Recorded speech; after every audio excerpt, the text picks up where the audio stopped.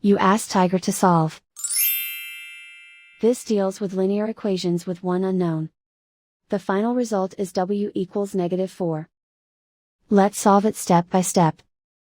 Simplify the expression. Expand the parentheses. Simplify the arithmetic.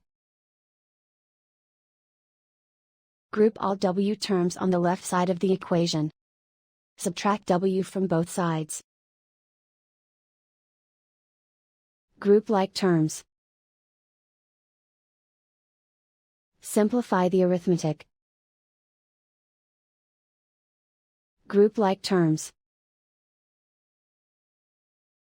Simplify the arithmetic. Group all constants on the right side of the equation. Subtract 20 from both sides. Simplify the arithmetic.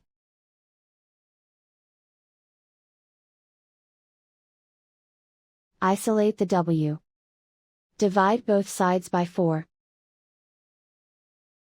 Simplify the fraction. Find the greatest common factor of the numerator and denominator. Factor out and cancel the greatest common factor. And so the final result is w equals -4.